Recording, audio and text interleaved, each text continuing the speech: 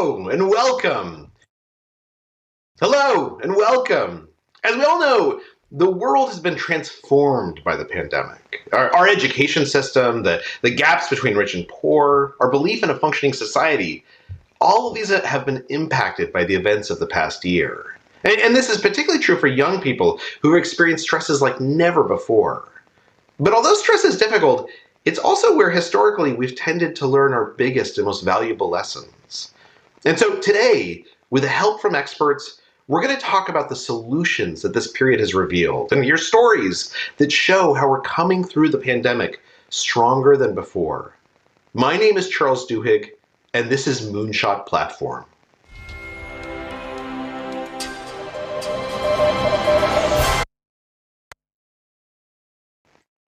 Today, we're going to talk about two important topics, and we really want this to be a conversation, a dialogue between you who are watching and all of us who get to participate.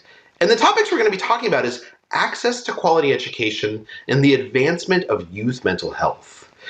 Everyone who's participating in this plays an important role in what's next, because we want you to ask the difficult questions, to express your opinions in live polling sessions, to comment, and most importantly, to become part of the solution by clicking Become a Moonshotter button on our webpage. So you can help support one of the educational projects or innovative advocates who are advancing U.S. education that you'll learn about today. But before I introduce today's speakers, I'd like to welcome the founder of the Moonshot Platform, multidisciplinary creator and artist, Yemi A.D.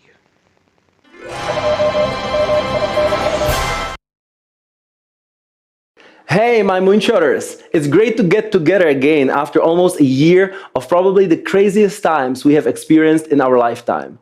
The Moonshot platform was born from the idea that we can get things done more efficiently when we are sharing ideas and working together rather than competing to find solutions to the world's most pressing issues. In my life, I've been fortunate to have worked with inspiring leaders in the arts, technology, business, political and scientific communities, and have seen firsthand the benefits of bringing together diverse experiences and perspectives. This is why we have brought you here today.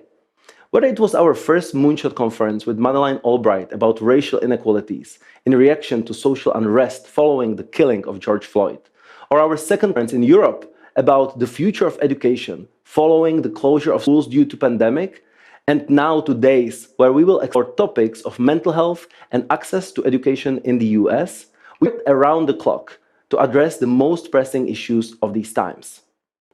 The pandemic has shown us the critical need to find the most exceptional thought leaders, founders, teachers, all of the change makers who need our attention and support as they work every day on their Moonshot ideas and solutions.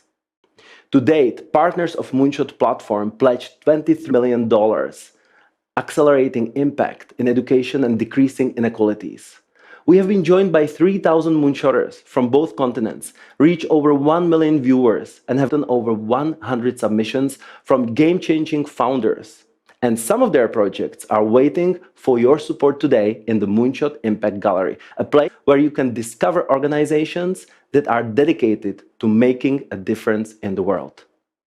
The Moonshot Forum is here to connect impact hackers with other change makers to provide actionable and scalable solutions to some of the most complex problems that we face as society. Thank you for joining this effort, and let's get to work.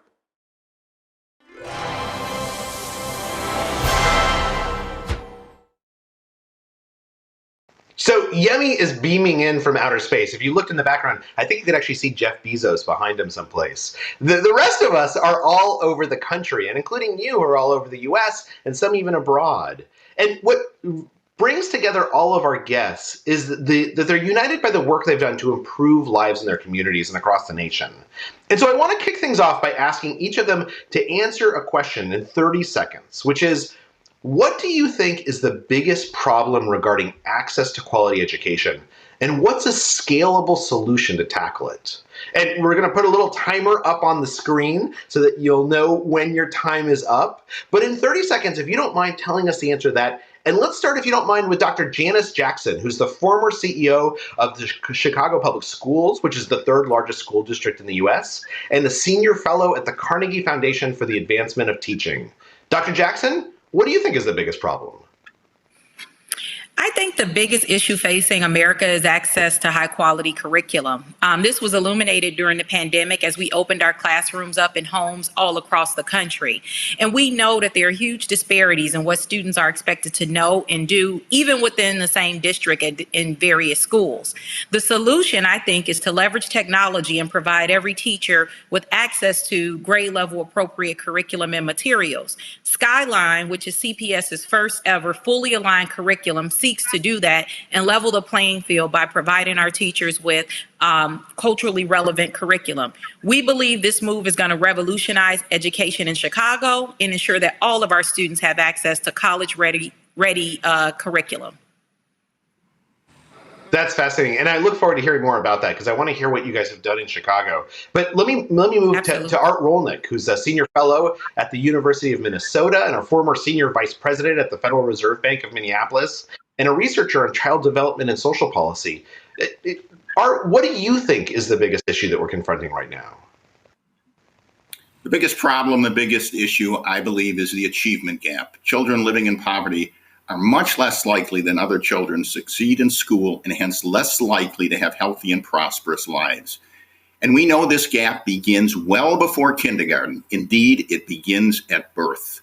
The solution, a science-based program which we call the Minnesota Model for Early Childhood Education. We empower low-income parents by awarding them with an early learning scholarship to access high-quality programs of their choice, plus a parent mentor who joins the family as early as prenatal. So we do not just close the achievement gap, we prevent it. I'm looking forward to hearing more about the Minnesota model because I know that you guys have had enormous impact with that. Let me turn now to Nina Reese, who's a former Deputy Undersecretary for Innovation Improvement at the U.S. Department of Education, and now is the President and Chief Executive Officer of the National Alliance for Public Charter Schools, which is the leading national nonprofit organization committed to the charter school movement. Nina, what do you think is the biggest problem?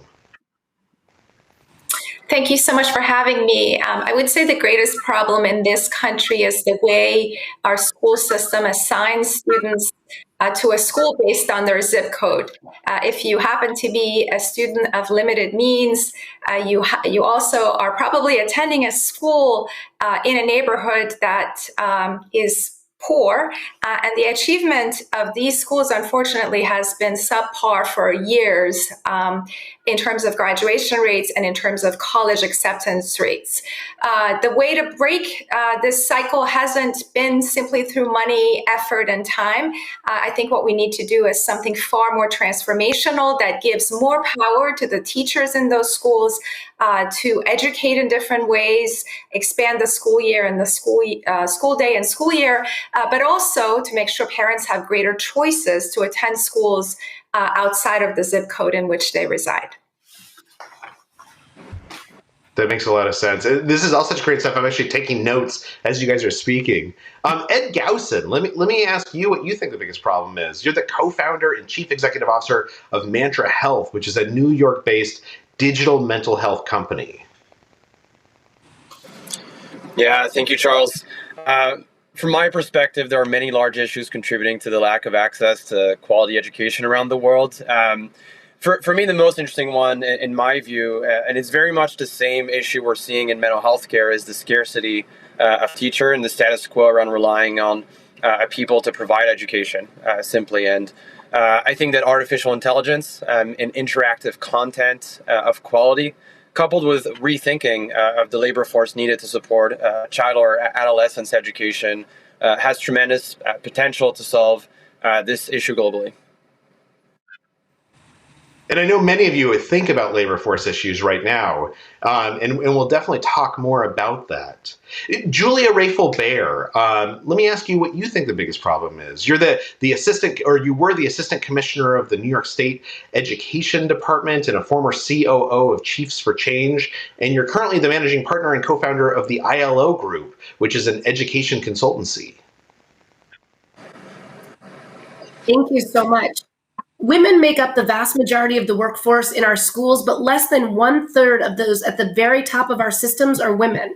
Only 11% are women of color, and these numbers have barely budged for more than a decade. In education, put simply, we have systems that were designed by and for white men and in a very different time in our country with what it looked like for our families. It's a problem because schools are precisely the place where we tell children they can be anything they want to be, and we need to model it. The solutions are straightforward. Things like tackling the pay gap, driving more family-friendly policies, examining gender bias on school boards and selection committees, and growing networking opportunities. The programming is there. I helped to found some of this at Chiefs for Change under Women in Leadership, but now we need to get intentional and put our foot on the gas. It's really interesting. I'm looking forward to hearing more about that.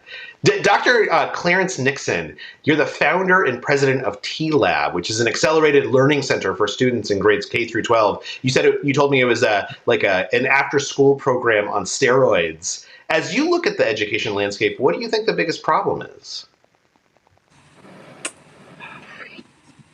One significant problem, there are multiple significant problems. However, one significant problem is that our existing educational system is antiquated and based on requirements of an agricultural marketplace. I propose that new educational systems be developed that are based on a digital marketplace and the standard competencies of math, science, reading, and language. Additionally, we should integrate technology, data science, and finance into the base curriculum. Finally, we cannot afford to get rid of standardized tests such as ACT and SAT. They should be enhanced and expanded to include additional disciplines. That is really interesting, and I'm looking forward to hearing more of your thoughts on that. And talking about trying to expand the curriculum is perfect, because next is Jenny McGarrah, who is a best-selling author and is also the global head of education impact for Google. Jenny, what do you think is the biggest problem that we ought to be talking about right now? I'm so glad I got to go after Dr. NIXON because you teed it up. I agree completely. I think the existing system is antiquated. There's a lack of agility and a focus on student agency. Andy Hargreaves said that we should measure what we value instead of valuing only what we can measure. I agree standardized assessments are important, but the lower resource and the more at risk a student body is, the more tied to the test they are. And I think the test isn't focusing on the right things, on really measuring creativity and human needs. So I think at Google, we're working really hard to create agile tools so that folks can focus on the whole student, their social emotional needs, and really make sure that the time they spend at school is focused on growing as a full person and their entire intersectional glory. And this is fascinating because obviously during the pandemic, there has been so much change about how we're delivering education, about whether schools are using standardized tests and revealing to us some of the consequences, unintended and intended, of making changes within our education system, that some of which we didn't plan for. Which brings me to our final person who's of course been at the forefront of trying to use distance delivery and digital delivery of education for a number of years. Saul Khan is the founder of the Khan Academy, whose educational videos have been viewed by more than 1.8 billion times by children around the world. Saul, what do you think the biggest problem is? Well, the biggest problem is how many people go through the traditional system year after year, having gaps in their knowledge, and eventually they get to a point and they get assessed and they don't know much. In the United States, 70% of kids who go to community college, 65% at, say, the Cal State system, they have to take remedial math with their 7th grade. That's after years and years of algebra and trigonometry and all of these things. To solve the problem, you have to go to a mastery-based solution where kids have the opportunity and incentive to fill those gaps. Great. Well, thank you.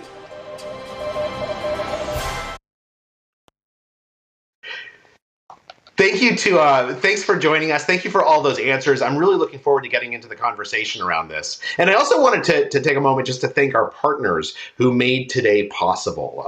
We're enormously glad to be joined by the fellows from the Aspen Global Leadership Network and changemakers who are streaming live from all around the world.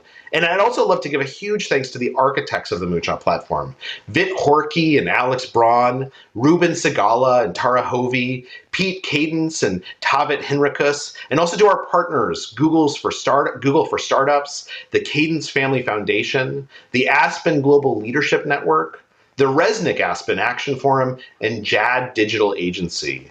Thank you to all of you for your support and for making today possible.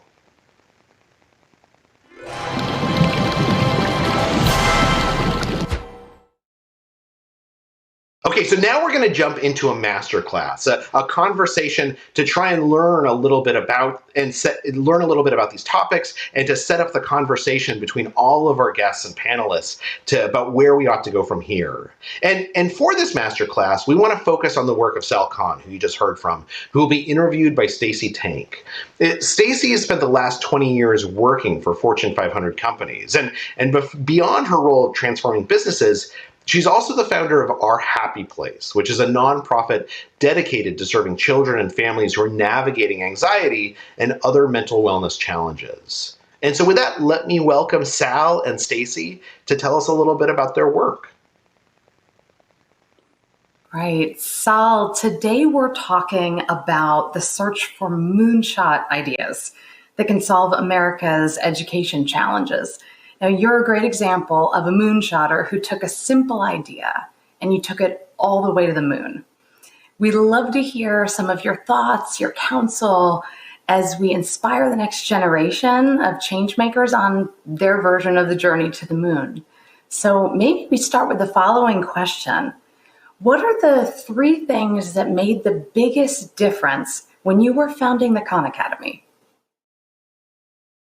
Yeah, first of all, great to be here, Stacy. I think the biggest thing, a lot of people know the early days of Khan Academy. I was originally in tech, and then I was an analyst at a hedge fund, and one of my cousins needed tutoring, so I started tutoring her remotely, and word spread in my family, free tutoring was going on. I started writing software for them because I saw patterns that they were having gaps in their knowledge. And I always knew in the back of my mind that something like software, if it worked for 1 or 5 cousins, it could work for 5 million or 5 billion cousins one day. So that was always a little bit of a delusional idea in the back of my mind. And then I started making videos, and videos, especially with distribution platforms like YouTube, also could scale arbitrarily. And then when I saw that the combination of the software and the videos was really helping my cousins, I started saying, hey, maybe there could be something interesting here. And a lot of folks know in 2009 that I quit my day job to set up Khan Academy as a not-for-profit. And I think this was probably the first moment where I had to decide how moonshotty I wanted to be. I definitely I live in Silicon Valley. A lot of my friends are venture capitalists, and they reached out and they said, hey, we use your material with our kids. Word spread around that you've got some interesting stuff going on. We could write a check right now. You could be a venture-backed, startup. And it was tempting, but by the second or third meeting, and I'm a big fan of for-profit. I'm a big fan of capitalism. I'm a big fan of venture-backed startups. I obviously worked at a hedge fund. So that's about as for-profit as you can get. But for this domain in education, the second or third meetings, at least for what I wanted to do, just didn't feel exactly right. I was getting letters from students, from parents all over the world saying how these resources were helping them, how it was helping them go back to school, how it was helping them get a job after leaving the military, how it was helping their children. And so it really felt like there was something more fundamental at play here. I've worked for mostly Fortune 25 companies for the last couple of decades, and we talk a lot about focus, but I guess it's relevant no matter what you're doing. You can get pulled in so many directions and get distracted and end up getting, a little bit done on a lot of things instead of a lot of done against one clear mission. So it makes a ton of sense.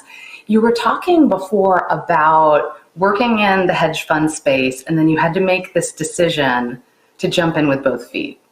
And that's a terrifying decision. So curious your thoughts on career multitasking. Are you a fan of, and have you seen it work where you can kind of dual path, have a few different roles, and sometimes simply for economic reasons? I have a lot of friends who have done that to just be able to pay the mortgage until their venture can get off its feet. But there was a point when you jumped. So can you talk to us, how do you think about this career multitasking theme? Yeah, actually, I'll touch on career multitasking and your last comment around focus, because in some ways they're related, even on kind of your own personalized focus. It's interesting. Reed Hastings, who was one of Khan Academy's early major donors, I remember he came into our little 1,000-square-foot office on top of a coffee shop in downtown Mountain View in the early days, and we were talking about focus, and he said, "Sal, focus isn't what you do; it's what you don't do." And there's something about that meeting that really resonated with me. I was very defensive at the moment. I was like, "No, we're very focused," but we probably weren't. Although I will say, at that stage of organization, there is a benefit for trying a lot of things and seeing what sticks to the wall and saying, okay, this is where we have something. I would also say, in business or nonprofit organization, it's very in vogue. You can always win an argument by saying bigger or more focus, right? Like those are always it's hard to disagree with those things. I'd say there's kind of a double lens of focus because, with our mission, free world-class education for one anywhere, that's a big mission. And if you stay too narrowly focused, you're never going to be able to do that. So I think you need to have this. I think you have to have you have to have a strong mission and vision that you can believe in and stay laser focused on that. And then, yes, you only have a certain amount of capacity in any given time. Then you have to serialize your activities so that you can eventually get that. To your question about your life, I kind of think it's similar. I think you should have no one, especially your 20s and 30s, sometimes in your 40s or 50s, know exactly what your purpose of life is going to be. But I think many will have a sense of what they would like, at least aesthetically, what they would want it to be like. And I think keep a laser focus on, and it's not just career, it's rich friendships, it's your family, it's your health, but it's also, hey, I want to do something that I find meaning in, that really expresses certain superpowers, which I feel I can give to the world. And when I worked in the hedge fund, I used to always tell my friends, I would do this long enough so that I could start a on my own terms. So it was always in the back of my mind. No one believed me. But then when this tutoring with my cousins, I was like, okay, something is starting to happen here. Let me waste this. Let me run through that door that just is slightly cracked open. But I did it in a way, to your point, really was able to hedge, no pun intended, hedge my situation, where I had a good job. Lucky, my boss at the hedge fund, Dan Wohl, have to give him full credit here. He did not believe as investors we should be working 80 hours a week. He actually thought that recipe for bad decisions. He says our job as an investor to be creative and to avoid bad decisions. If we can do those things, we'll be investors. And the best way to be creative and avoid bad decisions, have a life and to do other things with your life. So I was able to create this parallel structure. And if I look at my life, I've always had that. Every job I've had, my job was at Oracle. I'm sure the Oracle folks wouldn't mind this. I was a good product manager, but I was always working on something too. Always on my weekends, I was working on this or that startup. No, I love that. And I think being curious and a good learner also shifts your relationship to change. Because as humans, there's, you can have that push it away, this is scary, let me brace for impact. Or you can say, okay, change, I'm getting curious about this change. Now I want to explore this change and I see it as opportunity instead of a risk. So beautiful. Well, I think I have to leave it there, but thank you so much for joining us. And as a parent, I thank you very, very much for the gifts you're bestowing to the world. It's really been a pleasure speaking with you. Thanks for having me.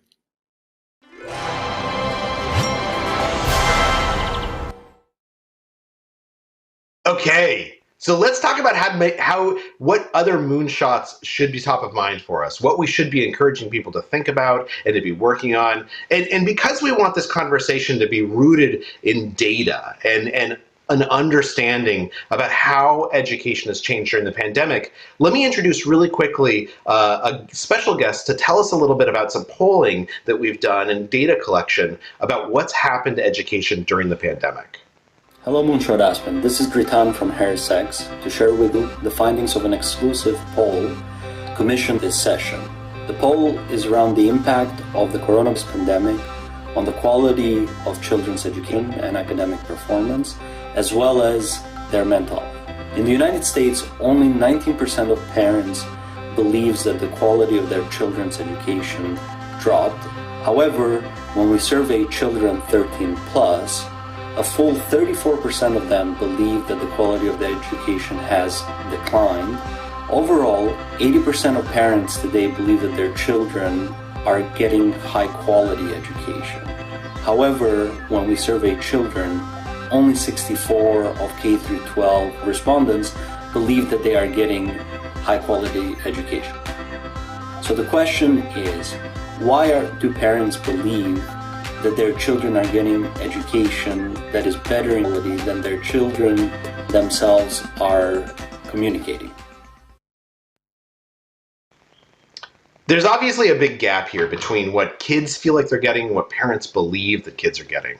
And so I want to open up this conversation and ask our panelists for solutions, but also encourage all of you who are watching to submit your questions and your thoughts and to volunteer your ideas about what we ought to do. And so let me start with this basic question, which is, what is the moonshot that we should be pursuing right now in order to solve the problems that you had identified before? And let's go ahead and start with you, Dr. Jackson, and this is an open conversation. You had mentioned that one of the biggest problems is this lack of access to a high quality curriculum.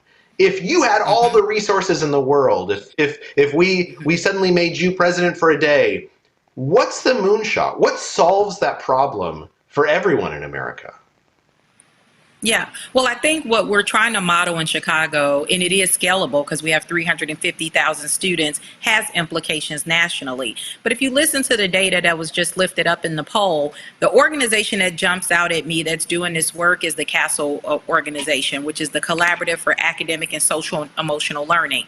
They're basically bringing together decision makers, policy makers, legislators, as well as school-based people working directly with our students to address these issues that have been magnified due to the pandemic. And so as we begin to welcome students back into our classrooms across the country, we have to pay attention to both the academic needs as well as the SEL needs. And I will go further to say that that data that was shared, I think the numbers are even more disparate when you look at urban areas. When you ask parents about the quality of education they think their kids are receiving, and when students talk about their experiences. So I think there's much more that we need to do, but it's going to require collective action in order for us to make meaningful progress. I absolutely agree. Let me ask, which of you feel like collective action has worked successfully in your communities? Is there anyone who feels like you've been able to create a change by bringing a community together that normally wasn't talking to each other? Let me jump in, Charles. Interesting. I'd like to see that survey for Minnesota. Minnesota is known as the education state, and I would suspect outside of urban areas or inner city, that most parents think they're getting a good educational system, and the kids are too. Where we're failing is in poverty areas, in the ghetto. And what I would say is we as a country have failed to recognize the importance that education doesn't begin at age 5 at kindergarten. The neurosciences tell us that brain development begins at birth. It actually begins prenatal. And we've basically underfunded that, especially for our poverty children. Fortunately, the President of the United States on April 28th, in his address to Congress, made the right point. That we know the research tells us this, that if children start school healthy and ready to learn with an engaged parent, they're much more likely to succeed in school and succeed in life. Where we're failing, and I think the gap I think we should focus on, is this achievement gap. And the science tells us how to fix it. We know how to do this. And so fortunately, we've got the President of the United States saying this. We have many states around the country now supporting high quality early education. Education begins at birth. I think we have to make that clear. I think there's lots of problems we have to solve. We can definitely do better with K through 12, a whole lot of things. But I think the key problem, the key issue that we have failed to understand is education doesn't begin in kindergarten. It begins with those parents at birth. And that's what we have to focus on. That's what we have to fund. We're way underfunding that part of education and health. I want to agree that I think it's okay. Go ahead, Jenny. I was going to say, I agree completely. As a mom of a almost 3-year-old, I'm already seeing how much she's growing and learning from birth. And I completely agree. As I look for school opportunities for her, she needs to begin early. One place I'd like to double click and push on is what is it that I'm teaching her and what am I focusing on? To echo what you said, Dr. Jackson, I agree completely about CASEL being a thought leader here and thinking about social emotional as core to what educators are focusing on in schools. The poll numbers that you shared don't surprise me. I've worked with young people throughout the past year and a half in my role at Google. And what I'm finding is they're feeling isolated, getting on these video conferences and trying to have teachers hit the standards and teach what they've always been teaching is it hasn't always felt as connected and as emotionally secure and safe as when they were face-to-face in school with teachers who they knew cared deeply about them, having interactions in the hallway, socializing and communicating with their peers. And a lot of times that was their only social interaction. They were stuck in their homes and completely isolated. And we find that the most historically marginalized and underserved populations were most at risk during this pandemic, and were therefore most isolated. So again, going back to that quote from Andy Hargreaves, I think that what happened, and I saw this with the educators that we were supporting, when we went remote, educators went to the core brass tacks of what they were used to in schools, and parents did too. Are you reading? Are you writing? Are you doing your homework? What's the schema? What's the situation I was used to as an educator, as a student a decade ago, 2 decades ago? And if parents saw that, oh, they're doing homework, they're doing their arithmetic, they're reading, they're like, great, they're still learning. But what we're not valuing and measuring as well as we should be is the amazing amount of effort and magic that educators, that classroom teachers go through every day to serve the whole child, the social emotional needs and the student agency bits that got dropped during the pandemic. And so I think technology is a really great way to reach those SEL needs and that whole student, but we need to value it, measure it, and center it in part of our core educational model. It can't be an afterthought. And so I see people using Google Classroom all the time for mood check-ins, for student portfolios to check in on what the students are feeling and needing. And that makes me so happy because that's really focusing on the entirety of the child. Can I just jump in real quick? So I agree with all the speakers so far. And one of the things that we discovered during the pandemic is, quite frankly, that parents who had the means resorted to creating pods and sending their kids to schools that had all of the elements that folks here are talking about. The ones who did not have those options were, again, low-income families. And when you look at the gaps in achievement right now between the rich and the poor, those gaps have grown quite substantially. The other thing that a lot of families discovered during the pandemic is the importance of having options if their districts were not able to offer remote learning well, or even to do technology properly. A lot of districts, the one that I'm in, certainly struggled with some basic things that districts ought to be able to do by now. So families for the first time sought other options. And again, this is the point in time where we really need to go back and look at the numbers of how many parents moved to different schools. A lot of them ended up in charter schools. Enrollment rates in public charter schools rose in every state that had a charter school law. And so kind of the question on the table is, what do we do next? How do we leverage the fact that so many families were making some educated choices and putting their kids in settings that fit their students' needs, and making sure that they continue offering a customized education rather than to send them back to one-size-fits-all systems that may or may not necessarily meet those unique needs. One thing I just want to add on to this. A different perspective, a different point of view. I still say that there's a need for a pretty significant shift in paradigm. It's almost like being the best patient in intensive care. If you look at the numbers, 94% of African American students don't meet the benchmark for ACT. However, 67% of white students don't meet the benchmark. 48% of Asian students don't meet the benchmark. So we're looking at a system that I think is broken. And so some of the things that I think must be done, I think we must return to character. One of the things that Dr. King said was that the purpose of education was obviously to drive intellect, but he said to develop character. Looking at the current situation that occurred with the pandemic, with those students having correct character, being disciplined, being at home presented too many opportunities for them to learn, develop, and grow. And so I think there is a need, once again, for a significant shift in paradigm in terms of what's happening in education.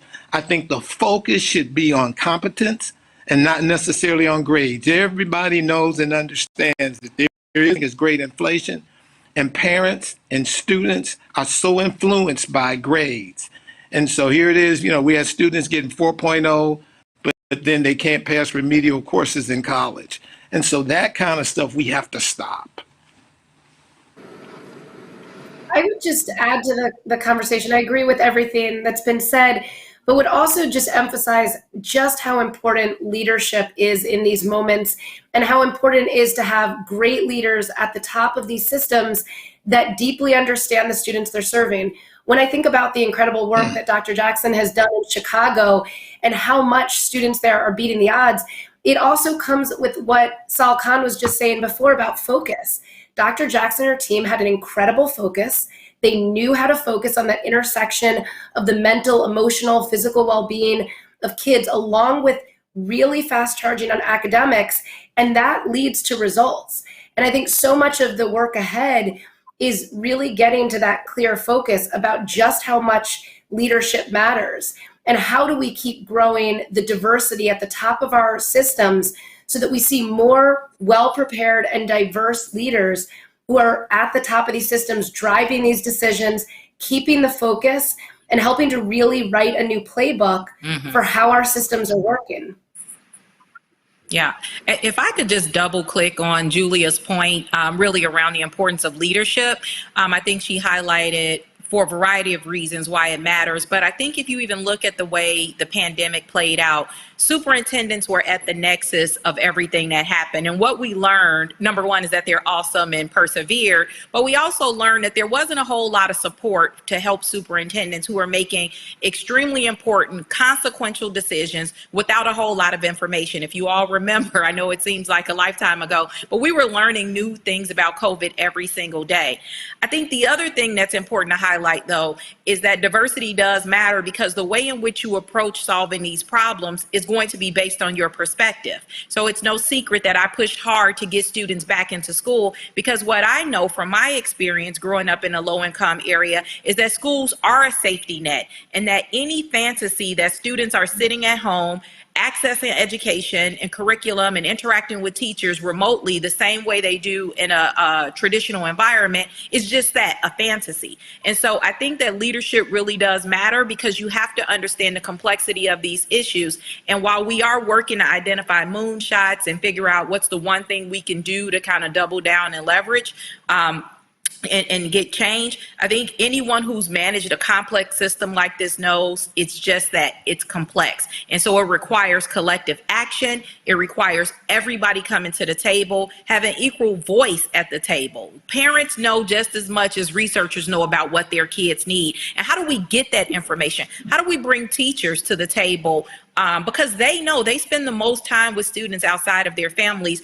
And I know earlier that point was lifted up, but I think we got to bring parents and teachers into the fold and really develop their leadership as well to advocate for their children and be a part of solving these issues.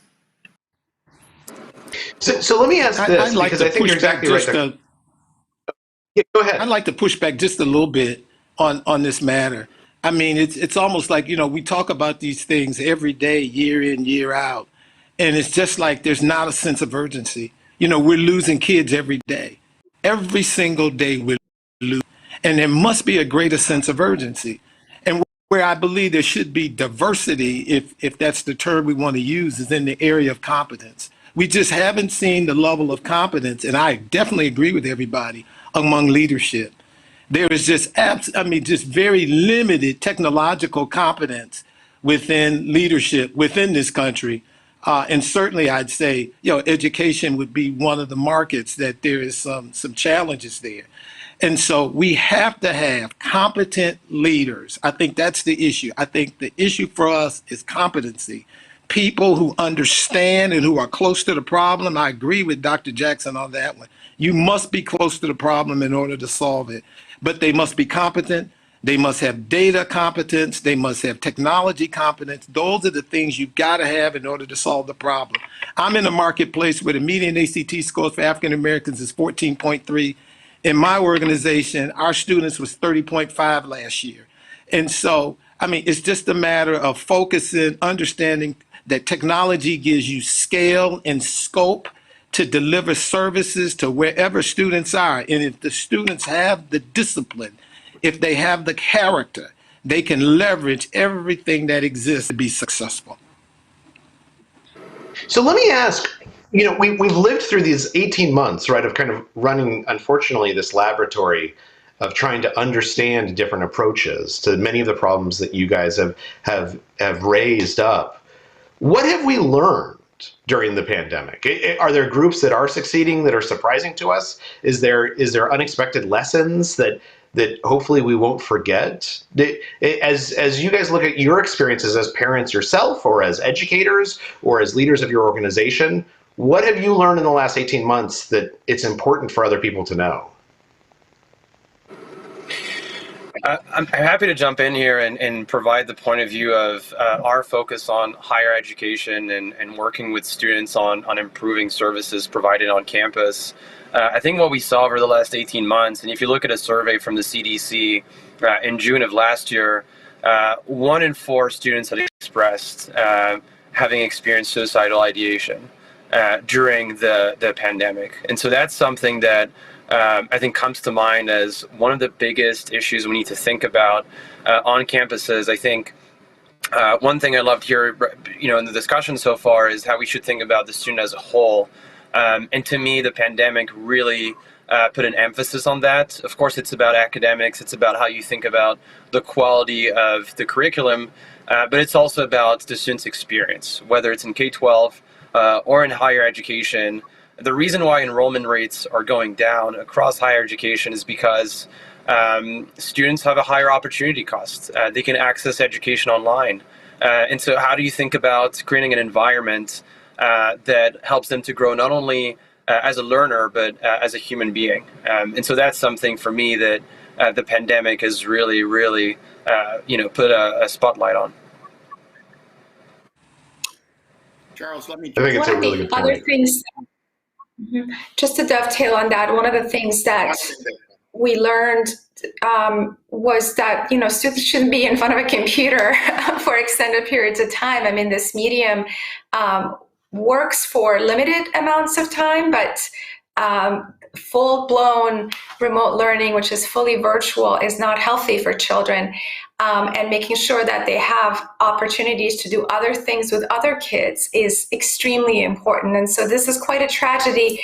But again, those schools that were agile enough to make course corrections quickly, those that were willing to open and adhere to certain rules and regulations around safety measures, to the extent adults in the home were able to monitor what their kids were doing. Those were the places where kids thrived, but unfortunately that wasn't the case across the board. And I would also say, since we're talking about early childhood education, that a lot of those early childhood education centers stayed open to meet the needs of working families. So something about that marketplace worked, and those educators should definitely be rewarded and thanked far more than they've ever been thanked before. I think it's a really good point. Hey, Art, you had something to add. Yeah, I want to piggyback on Nina's comments, because mixed delivery, it really pays off in the pre-K space. Kids are so different, and so for a parent to have a choice to go to either a Montessori or a New Horizon or a music-based program or a language-based program, it makes a huge difference that you fit the needs of the parent and the child. I also say one thing that COVID-19, and Nina was mentioning this, human interaction is so important for learning, especially at the early ages, but I suspect all the way through college. So that, again, going back to the neuroscience, it's so important, the neuroscientists tell you, that interaction, that positive interaction between the child and the parent develops the brain. In the Romanian orphan study, they found these extreme neglect. The kids maybe had adult interaction at feedings, and that was it. And when they did brain imaging of those kids at age 3, the brain was a third smaller than a normal brain. We know it's critical to have that human interaction. Technology can play a role, but we need that human interaction between professors, teachers, students. And I think COVID-19 has really taught us that, and we're going to have a lot of catching up to do. But I want to go back to in my mind, the critical issue is at the very beginning. That brain is developing at an enormous rate, and whether it develops in a good way or a bad way depends on that positive human interaction. We learned that our investment we learned that our investment in a virtual platform goes back to 2007, and we learned that we made the right decision. And so not only did our students excel and soar, but it allowed us to grow and extend our products and services to students in Nigeria, in the Philippines, in Lebanon. And the cultural exchange that has occurred between the students has just been so significant. And so when you look at the opportunities that exist for students in other countries and you compare that with the U.S., you found that U.S. students are very much blessed, and they've had tremendous opportunities. But students in other countries who don't have those opportunities really have taken advantage of it. And so I think it has indicated and it has demonstrated that you have no choice. You have where the market is. Digital technology, it's a digital market, it's a data market. I mean, we can fight, we can scream and kick and don't want to go with it, but you have to go with it.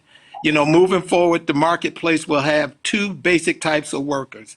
You'll have knowledge workers and you'll have warm bodies. And based off the discussion that I'm hearing, I don't see where we're going to be able to produce the number of knowledge workers that we need in order to meet the demands and the needs of the marketplace. If I could, Jenny, I know that you had something to say. I wanted to come back to you, if you don't mind. We actually have a question teed up that I think that you're going to have some thoughts on. We actually have someone from the Aspen Leaders Room, Stephanie Wu, who's from City Year. Stephanie, what's your question? And then Jenny, I'd love to hear your thoughts on it. Yes, great, thanks. And it is picking up on Dr. Jackson and Jenny's comments about social emotional learning and relationships or whole child learning. My question is, can you talk, I'd love to hear a little bit more about the role of relationships in whole child learning and how we might be able to think about technology to strengthen relationships for learning in the school setting rather than diminish them. We definitely experienced, we saw that schools that we were working in during the pandemic that we considered to have stronger relational trust in the school building and with students and families had higher attendance during the pandemic, both virtually or in a hybrid situation. So I was just curious to hear the experts talk a little bit about that.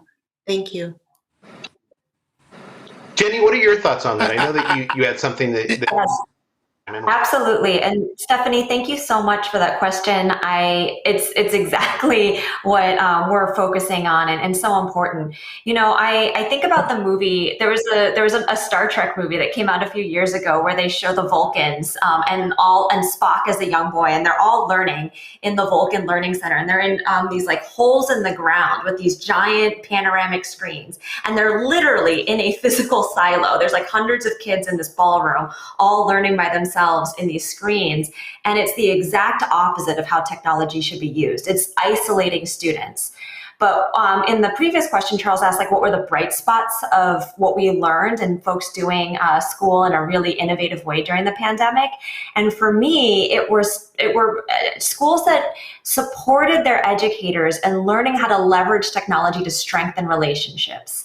And there's so many barriers to that, right? There's the screen, there's access to technology, but we saw some really creative ways where schools were doing things like, again, using tools like there's a tool called Class Catalyst. If you haven't seen it, check it out. It allows you to do mood check-ins with your students. It allows you for the students to self-analyze their social emotional well-being on a daily basis. It gives reports to the parent and the teacher. And it's all about students having agency in their emotional well-being and growth and deepening that relationship.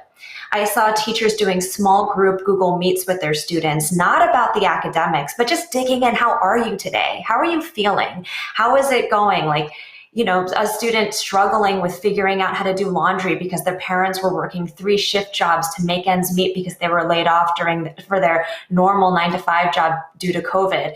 And just talking about like laundry tips. And we had like Google Docs of teachers creating like, how do you design your day when you're home at home? So there were all these creative ways that teachers were leveraging technology to deepen the relationship.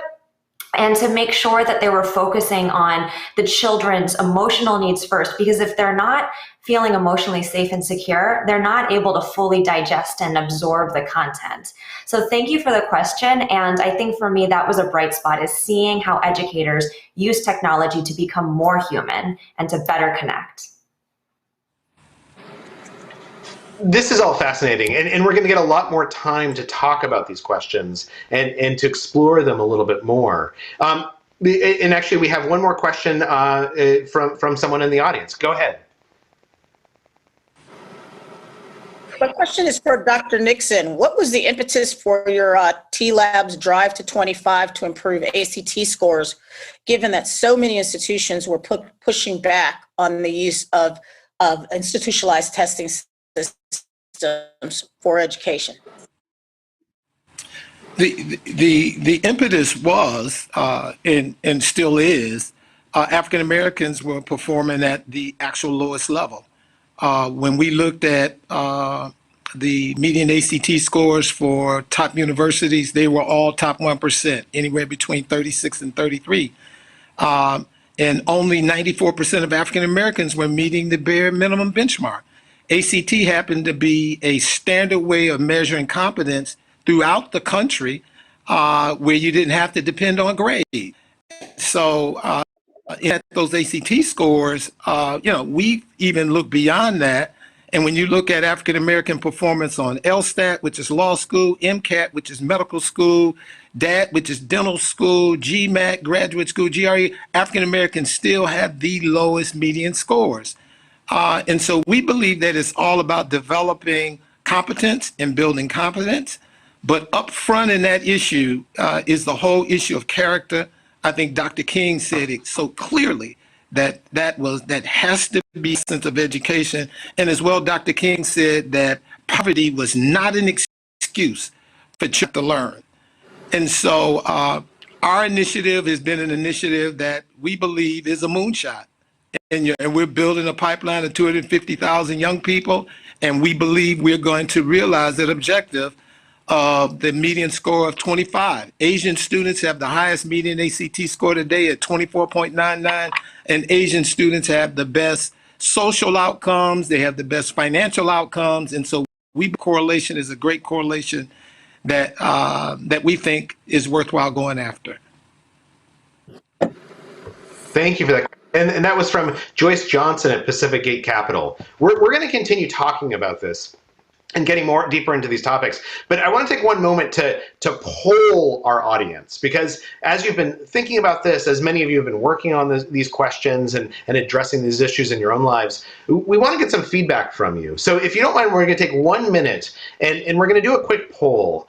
As you've heard about different issues that have been raised by the panelists about what we ought to be focused on, and focus, of course, is important even though we want to do everything. Here's the polling question that I'd love you to answer. Of these three kinds of different challenges, which poses the biggest obstacle to quality education? Is it inequality, which has come up quite a bit, the income and racial and geographic disparities that a number of people, including Nina, has mentioned? Is it the technological gaps, the fact that some people have access to the right equipment and software and others don't? Is it a teaching approach that as a number of people have mentioned, including Dr. Nixon, that we don't have teachers focusing on the right capabilities for today and tomorrow?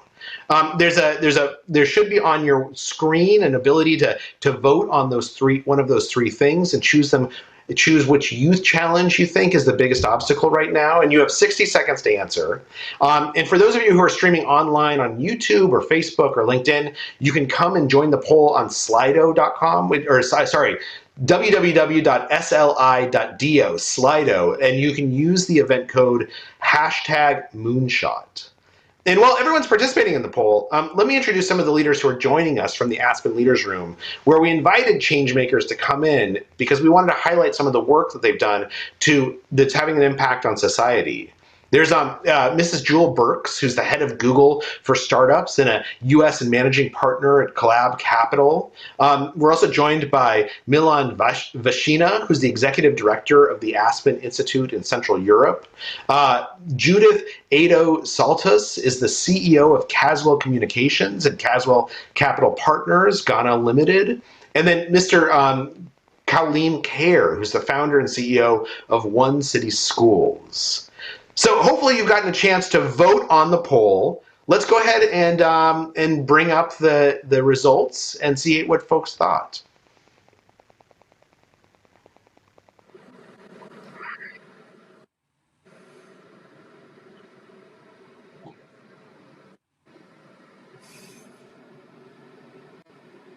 So just to remind you, so it looks like there's actually a pretty, this is interesting because so about 47% of people said that the biggest problem right now is inequality, the fact that we have these income and racial and geographical disparities. And almost an equivalent amount said that the problem was the teaching approach, that we're not focusing on teaching the right capabilities for today and tomorrow. Very few people thought that it was a technological gap, that the access to the right equipment or the right software was the issue. And that's interesting because at the beginning of the pandemic, we spent a lot of time talking about getting computers to kids, whether everyone had access to the equipment that they needed. But it seems, at least from this audience, that some of that anxiety has lessened, but it's focused on the problems that are harder to solve, such as how do we actually create schools where everyone has equality to access to the right kinds of lessons, regardless of where they live.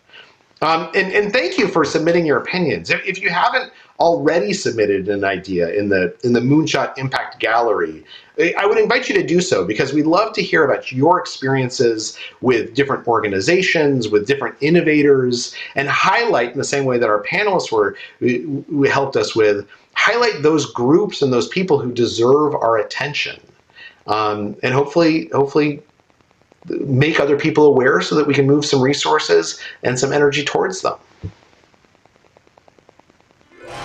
That's one small step for man. You know, one of the things that I think came out of this last conversation is that education is really complex, which all of you know. In fact, the path to education is oftentimes as complex as the education itself, as Dr. Jackson mentioned. And so I'd like to take one moment just to introduce you to a moonshot story, a profile of a smart solution that's come out from the Common App, as well as a message from former First Lady Michelle Obama. Hi, I'm Jenny Ricard, President and CEO of Common App. We know that education is a fundamental opportunity to create an equitable society, but we must use this opportunity to change the process at its core. We must focus on students first through an equity lens. We must turn the dynamic of exclusion into one of inclusion that empowers students to pursue their dreams. And at Common App, we realize that small changes we're making to the process can lead to more large-scale change. And as we ramp up our efforts, we believe the revolution we're starting with our college and university members will have an impact on students and society for generations to come. We certainly can't do this alone, and I'm excited to see so many leaders from across industries uniting for a better future for education. I hope you enjoy the conference. Hello to all of the parents out there. After years of parent-teacher conferences and back-to-school supply runs, here you are. Your child is already applying to higher education. There are all kinds of deadlines and forms, all kinds of phrases like personal statement and cost of attendance, and then there's FAFSA, not easy to say. It's a lot to sort out, especially if you've never been through the process yourself.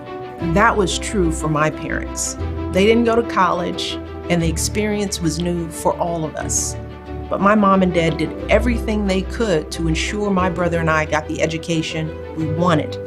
By the time my dad dropped me off at my freshman dorm, I was still a little nervous, but I was ready to dive in and start a new phase in my life. And today I look back at the way my parents prioritized our education as one of the most foundational aspects of my entire life story. So whether your children are going away to college or staying at home, whether they choose to go to a 4-year school or a community college or a certification program, they need you on this journey, even if they don't always want to admit it. So talk with your child about what kind of environment excites them. Go see their school counselor and ask every question you have. And I can't emphasize this one enough. Don't forget to fill out the FAFSA, the free application for federal student aid. Just go to fafsa.gov. There's free money there for you and your child to help pay for college. Most of all, I hope you'll always remember this.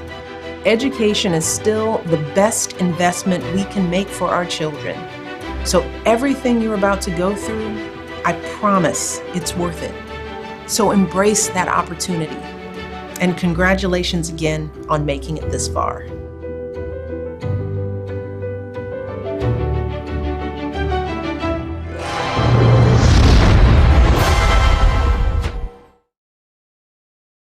Man, don't you miss having the Obamas on our news, on our screens every single day? It's fantastic to see them again.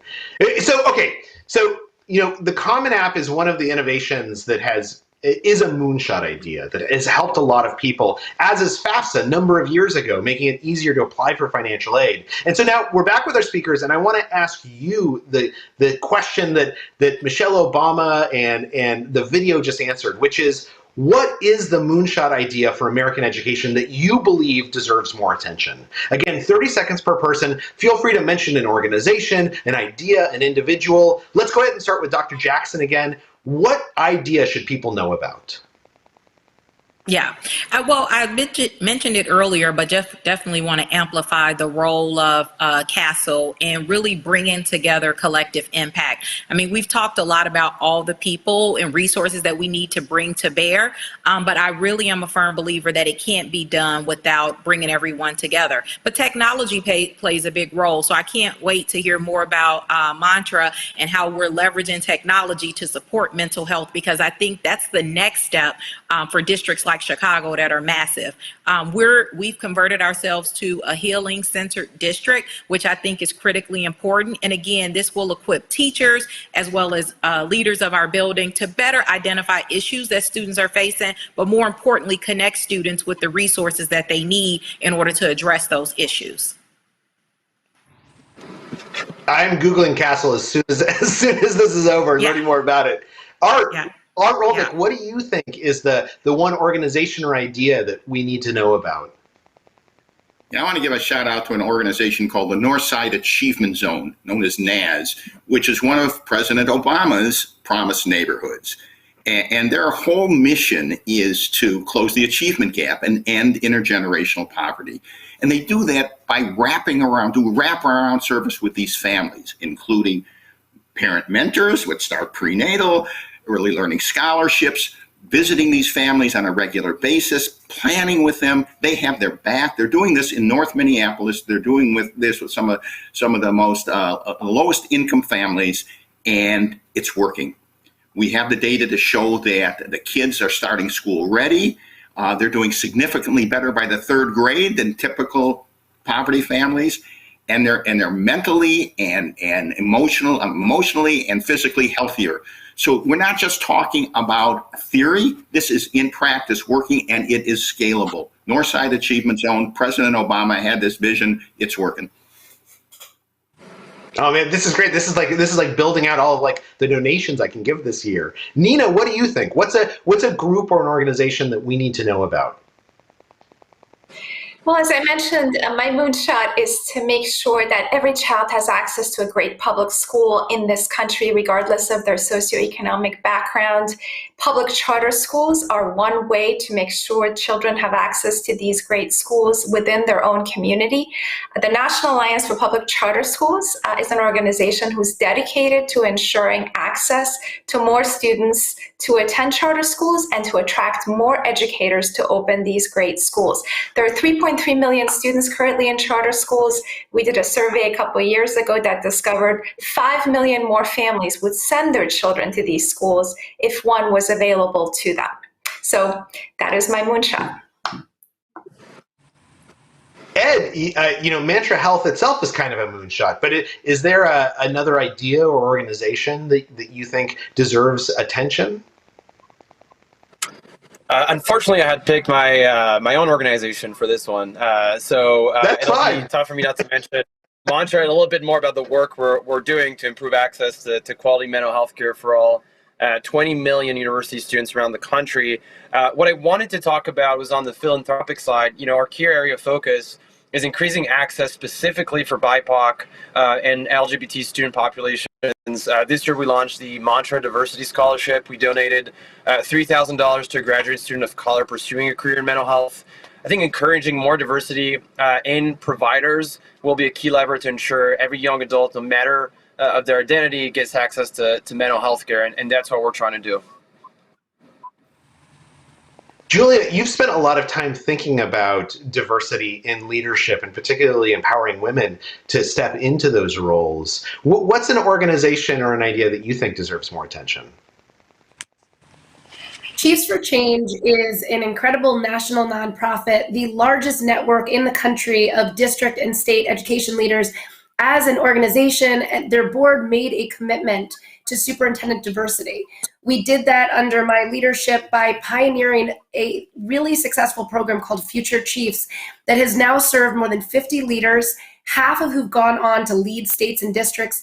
82% of them are leaders of color, half are women. We need to expand that work at Chiefs for Change.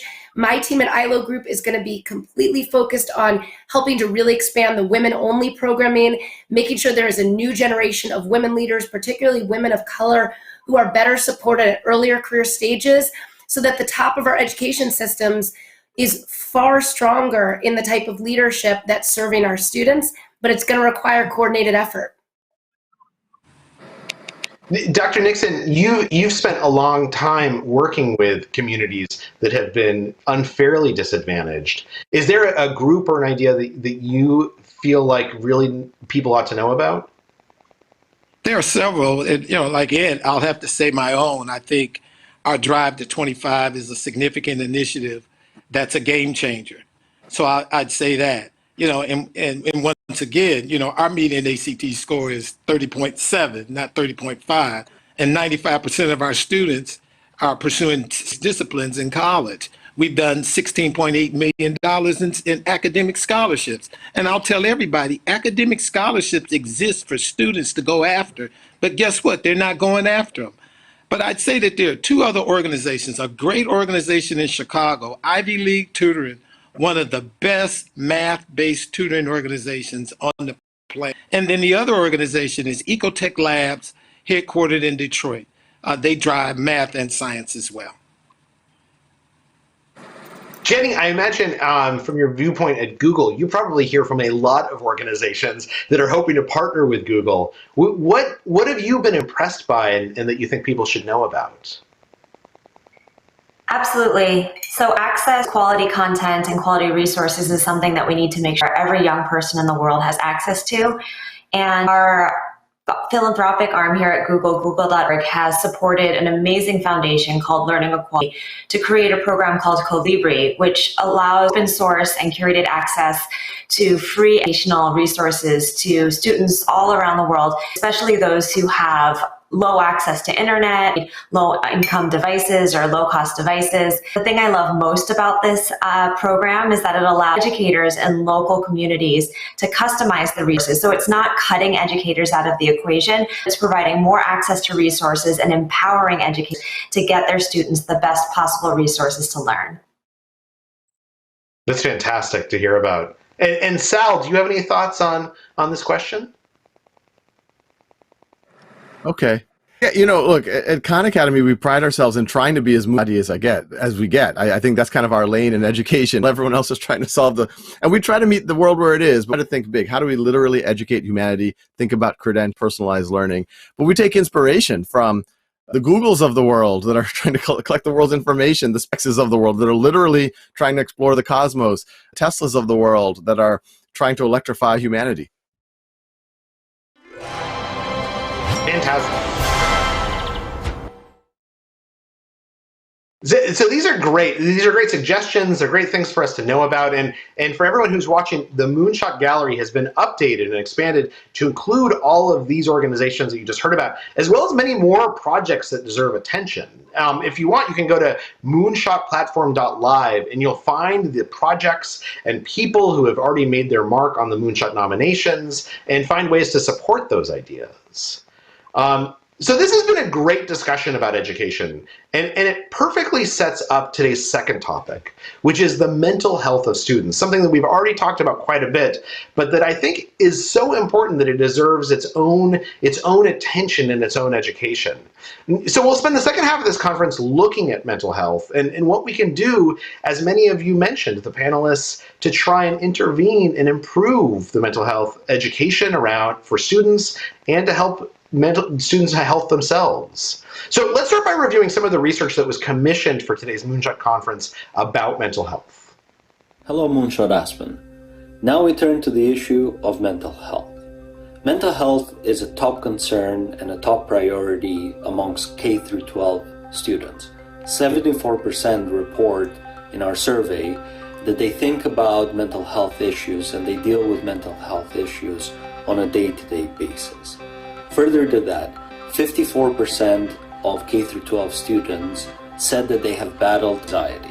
51% said that they have battled loneliness in the last 12 months. And 47% said that they have battled depression. However, we're noticing an access gap when we look at the data. Only 12% report that they have access to a psychologist. Further, parents are often unaware that their children are struggling with mental health. A full 91% of parents in our survey said that their children feel good about their mental health. However, when we asked K through 12 students themselves, only 53% of them said that they feel good about their mental health. So a clear gap in between the perceptions of parents, the views of parents about their children's mental health, as well as the children's own views and own perceptions and own struggles with it. This gap extends to satisfaction with the resources provided by schools for children and their mental health. In terms of reaching out for mental health services, 81% of parents believe that their children feel comfortable or are comfortable reaching out for help and support. However, only 48% of K through 12 children report the same. This is obviously something we're all thinking about. And those of us who are parents have lived through this over the last 18 months, worrying about the mental health of our kids, of the students we teach, of the friends that we have. And so I want to open up another brainstorming conversation, a big open conversation. Those of you who are watching, feel free to submit your questions or thoughts on Slido. Those in the Aspen Leaders Room, please feel free to chime in with your questions. I think all of us would agree that mental health isn't discussed enough in the institutional conversations around education around kids. In addition, when it came to the pandemic, there was this excessive digital media, right? And everyone mentioned that we know that screens can't replace teachers. So let me ask this first question, and please feel free to chime in with your thoughts. When you were watching students during the lockdown, what coping strategies did you see students turning to? And can we learn anything from those, or are there any warnings in those that we need to remember now that things are reopening and we're going to be back in person for schools? I'm happy to take this one, I've seen it a lot, and that's something that's very much into the weeds. I'd love to have a bigger picture conversation as well. But as far as coping mechanisms and what I've seen from, folks spanning from, K-12 to people in higher education is social media, and turning their time spent alone, living with their parents or living in their apartments away from families to social media. And it's been well documented, well discussed that spending too much time in social media will have negative effects on mental health. It's only made it worse. So spending time on on Instagram. We saw the explosion of TikTok. A lot of these platforms, lead to further loneliness, peer pressure, and this feeling that you're somehow missing out on something, even though the world is entirely shut down. And so, that to me is something that, again, kind of stunned me over the last 12 to 18 months. Unfortunately, there weren't that many, better solutions, right? And so, doing FaceTiming with your friends, we've seen platforms emerge like, and I'm forgetting the name of that app, but sort of a group chatting app that a lot of people are using to have conversations, sometimes with strangers. But at the end of the day, it's all about human connection and trying to stay away and moderate how we use social media. And to me, that's one of the things I wanted to bring up to answer that question. Yeah, I think you raise a really good point, and that's something that I definitely saw a lot of. I think the other thing, coping, I think kids coped in a variety of ways. In a lot of ways, they tried to replicate what they felt they were missing out on in person. So like the group chats or the meetups, I saw students rely on that in order to feel that sense of connectedness. I think some people have been successful using some of the apps that were mentioned earlier for kids to check in and share. And I know that there have been positive anecdotes. I don't know if we can say trends yet, of students reporting things or sharing things that they would have otherwise been afraid or less inclined to do in a in-person setting, because it's easier to write an email or to talk to someone through a video chat. So I think there have been both positive and negative impacts.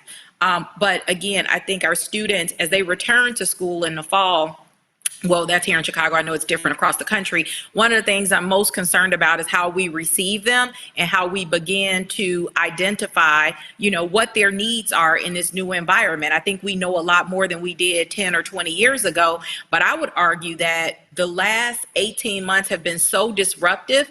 We, as educators working directly with students, we have to be ready to learn quickly and to provide resources and support for students as they come back to school, because I think a lot has changed over this past year and a half. I would agree with Dr. Jackson. I only have anecdotes, and they're primarily positive, because parents and students were forced to spend time together. They were actually spending time together, which was so positive. Before then, I know the average amount of time parents were spending with their children was less than 15 minutes a week. And typically that was just during disciplinary type stuff. And in our program, we require that parents and students do a weekly meeting of 35 minutes a week. That's a scheduled formal meeting. And so I think the anecdote of parents and students being together and spending time together, I think was a positive thing that I witnessed during the pandemic. And let's face it, the pandemic's not over. I just would add to on here, during this time, we did see some organizations that really stepped up and helped to provide insights and supports that really understood the science of stress. So in particular, I watched Pure Edge, which has done incredible work around the country with different leaders, helping them to really understand how to support their educators and their students around the science of stress.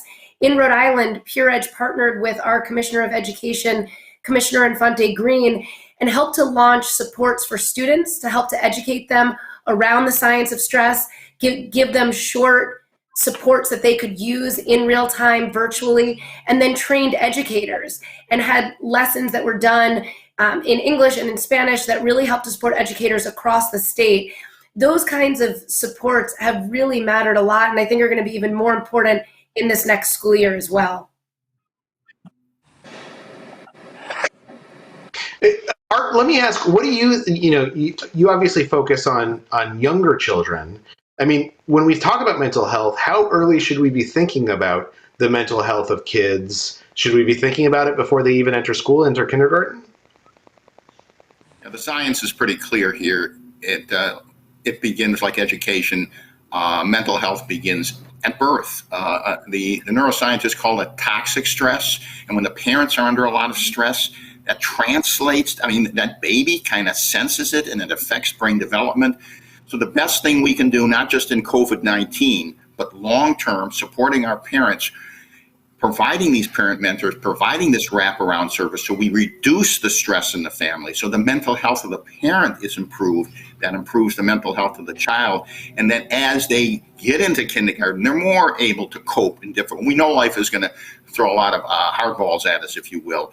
So if we get that foundation right, if we get the mental health right, if we support the parents, and I think the one, I shouldn't say criticism, but one issue that I think we haven't discussed enough is the role of parents when it comes to education and how the public school should be reacting and working with the parents as well as the child. It's not easy, but in the early years, it's critical that we support the parents and we empower the parents. And this is a good example by reducing the toxic stress, by providing these wraparound services, as this organization I said, Northside Achievement Zone, is doing. We're showing the kind of results where mental health is significantly improved both for the parent and we're pretty sure long-term for the child. Nina, when you think about the role of charter schools in this, have you found that they're doing innovative things that we ought to be learning from?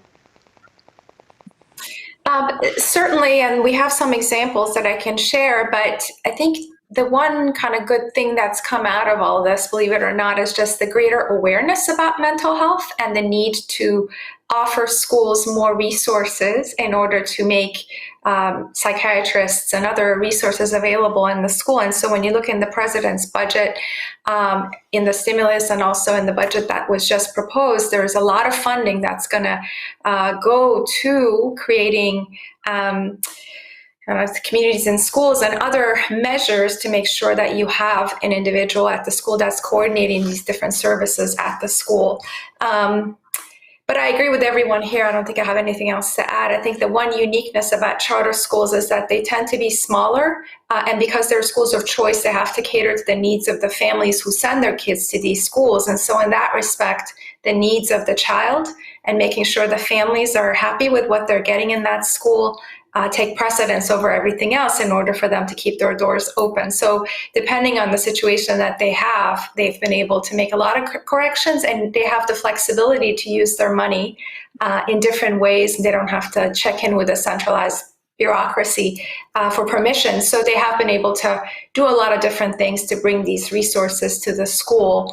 And in that, we have some valuable lessons to share, but I don't know if any of them are scalable, so to speak.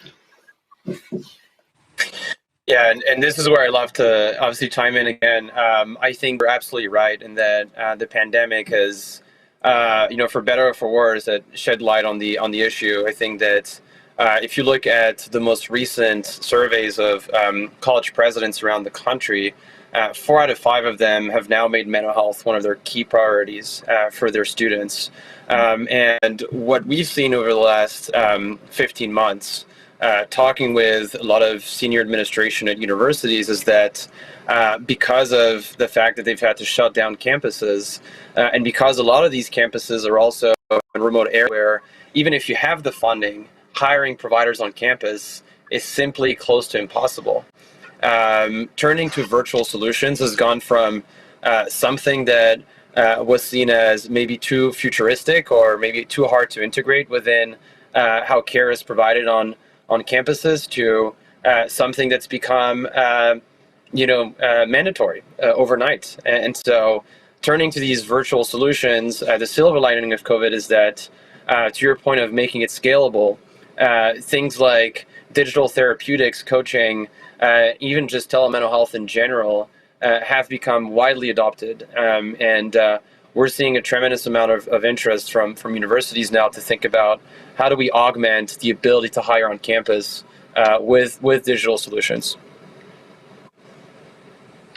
So I think this is a great conversation, and I want to interrupt for one moment because I want to share another moonshot story with everyone. And then we'll come back to this conversation around mental health, but I think this might help inform what we're talking about. So this is about an organization that's named Erica's Lighthouse. And it's built around a young woman, Erica, who ended her life when she was 14 years old because of depression.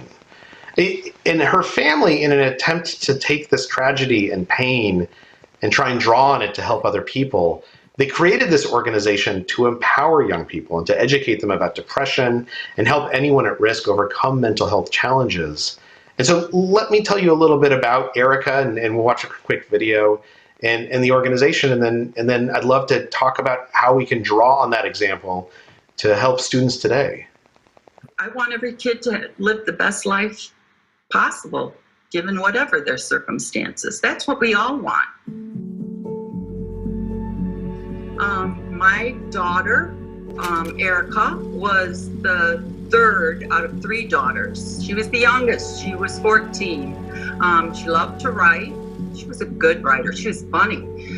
She struggled with depression. I didn't really know that much about depression at the time. People didn't talk about it. Although she died by suicide, depression is what killed her. And after she died, we just couldn't believe it. We knew she had depression. We got her a puppy. We got her therapy. She went to a psychiatrist. We did everything we could think of. We took her to the Caribbean. I didn't know really what to do. I thought I was doing everything I could do. So after we lost her, I remember sitting on the couch with my husband and thinking, she died from this.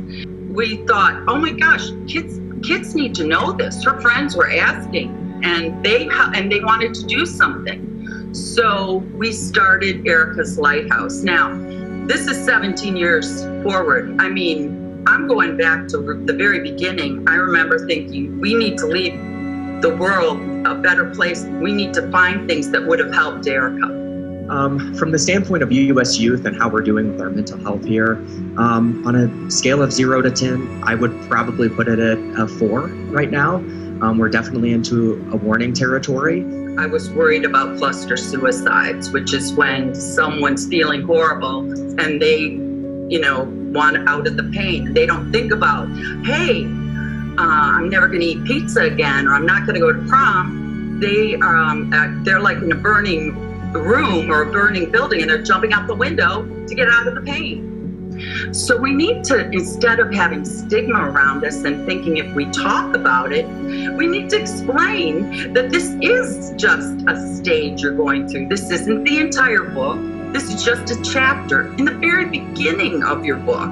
And please, please, please be strong, take care of yourself, and there's a lot of things you can do to help your mental health. We are, in 43 states now, 530 schools. We'd like to be in 5,000 schools. You were able to do that through the computer. I think if anything is coming out of the pandemic, it is an increase, a heightened awareness and need to be talking about mental health, to be educating students about mental health, and being sure that they are getting the support services that they need. But we saw a need that wasn't being filled in the way I thought it should be. And so we invented it.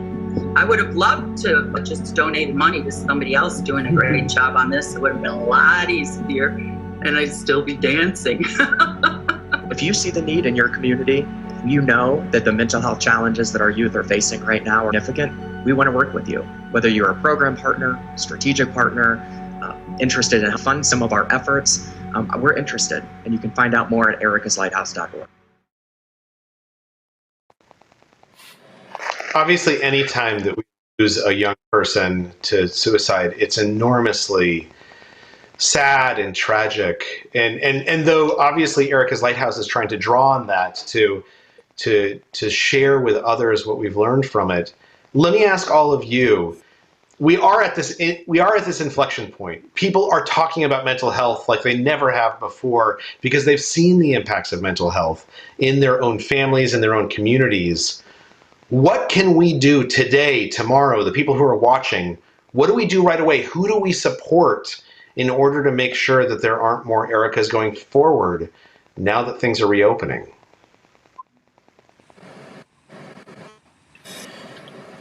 This may take the conversation in a, oh, sorry. No, sorry. So you can go because I was about to take it in a different. Yeah, well, one of the things I first of all, a very compelling organization and story, and just really amazing to take something so tragic and bring it into something so positive. I think when I agree with Nina that there's more awareness around mental health, and I think that's a great thing. We see school districts adopting updated policies and different frameworks and providing additional training to support educators to address these issues. My one fear, and the thing I think people should be paying attention to, is the politicizing of mental health. And I know it's not something that we really want to talk about, but if people can politicize talking about American history, the good, the bad, and the ugly, they can politicize things related to mental health. And I think that the impact there, or the negative outcome, we know is that we don't address this issue, and that we continue to see students reporting issues at a far higher rate than their own parents think they have. That data was staggering. I think the other issue is that we don't get the resources that we need in order to address the problem.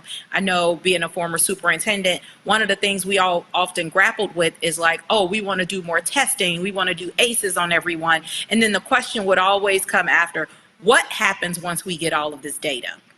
When we find out that the problem is greater than what we even believed it to be, what happens then? And I think that we have to really build on this momentum that people are paying attention to, and really advocate for additional resources, psychiatrists, psychologists, more social workers, more individuals to support our students in the schools to identify issues earlier, so that they don't, think that suicide is a way out. And unfortunately, many of our students do feel that way because they don't see, light at the end of the tunnel. And we got to get them the resources and a professional support in order to understand that they can overcome the challenges that they're dealing with. I agree with Dr. Jackson wholeheartedly. Often this issue will manifest itself in other communities in other ways. And gun shootings certainly are, I think, indicators of this. But I believe that spirituality is the key to addressing a good portion of the mental health crisis among some students today. I think that spirituality is a core competence. And once our experience has been, once students find it, that they become able to deal with life's challenges. I mean, you don't have to go too far. You can look at current and historic leaders, whether it be Dr. King, Rosa Parks, Dr. Valerie Carter, who is recently is the owner of the Milwaukee Bucks, and the Milwaukee Bucks won the NBA championship, or Robert Smith or Dave Stewart. These are all people who command a tremendous competence in spirituality. And so I think it is key for us in sustaining health, en route to those students creating a better society for all. Because these people that I just mentioned are all people who dealt with significant challenges and issues. But in spite of that, they leveraged their spiritual competence to deal with life's challenges and did better and did good for they all. You were going to, thank you, Dr. Charles. Sure, Dr. Jackson. I'm sorry, Ed. I do want to jump in on this because this is, being an educator for years, also being African American and deeply spiritual, which people who know me best know that I do, and I have these conversations within our family. We know that culturally, when we start talking about mental health, there are challenges in the African American community where when you have issues, I know growing up, people who had issues, they went undiagnosed, and it was like, so-and-so is crazy, or go to church or talk to the pastor. And I really just want to make sure that people are listening understand that this is a health issue. The same way we go get treated for diabetes, we go get treated for cancer, we go get treated for even more mundane medical issues. Mental health is a medical issue, and it does sometimes require a medical solution. And I just think, one of the things that was lifted up by Dr. Nixon around the gun violence and a lot of the issues that we see right here in Chicago, some of these are mental health challenges, and spirituality is definitely going to help. but there are also solutions, medical solutions that need to be brought to bear that our students and their families have missed out on for generations. And if we don't start bringing that into the conversation, we're going to continue to see cycles of violence in our families, cycles of just things that are very disruptive and don't lead to the most conducive and healthy lives for our children. And so I agree. Like I said, I'm a deeply spiritual person, but I just don't want to miss the opportunity to talk about this. This is a public health issue, and we have to address it in that manner, in my opinion. Dr. Jackson, I just want to follow up. I wholeheartedly agree with you. As a healthcare director of one of the largest healthcare systems in Illinois, I deal with it on a day-by-day basis. So I'm not making light of that. But as well, I'm not going to allow a solution that has existed among a people that have brought people where we are today from 400 years ago. You can't ignore that. And so I think that it is a part of it. And I don't think that we can afford to ignore any longer some of the symptoms that we see that mental health is just unraveling around us. So I agree with you wholeheartedly. Charles, I just wanted to jump in and agree with Dr. Jackson here. It may sound trite because it's been said many times. This really takes a community. This takes a village. You can't just simply put the burden on K through 12. It is a health issue, and the community is so important here in supporting these families and these kids. Again, one of the reasons I wanted to give a shout out to the Northside Achievement Zone, where right now the murder rate is at historic levels. We adopt these families, and we know it's going to take that kind of support in school and outside of school, and supporting those parents and supporting those families. So this really does take a village. And I get a little nervous when people just point to K through 12 as the solution. There's a lot on their plate, and this needs a community effort, not simply K through 12. Yeah, and the other thing I'll say, yeah, it's tough for me because I can speak about this for a full 12 hours nonstop. So I need to really pick and choose my thoughts on the matter. But first thing I'll say is I grew up in a spiritual family.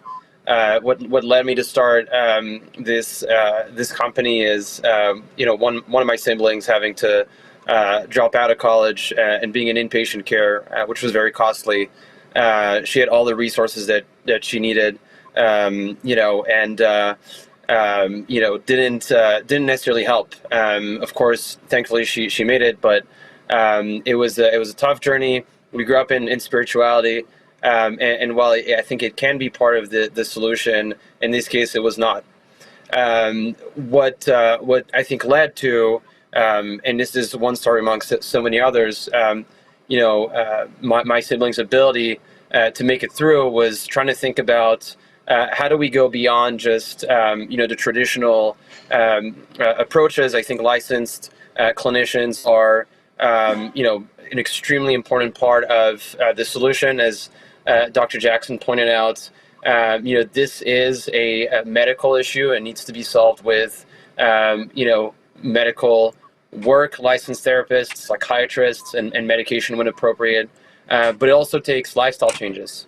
How do you think about your sleep, your nutrition, exercising, your relationships? Everything matters. And so to me, that's in terms of scalable solutions to this problem, thinking about prevention.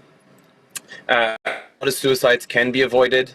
They are sometimes impulsive. They come from a lack of resilience because, we need to train our minds the same way we need to take care of our bodies.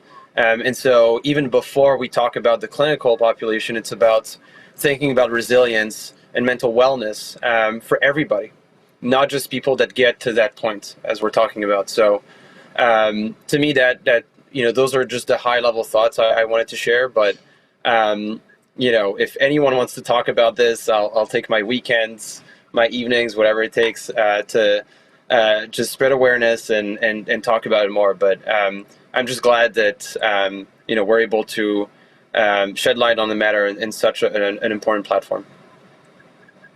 Well, let me jump in because we actually have a question from the Aspen Leaders Room from Melanie Huggins, who's from the Richland Library in South Carolina. Melanie, what did you want to ask and who did you want to ask it of?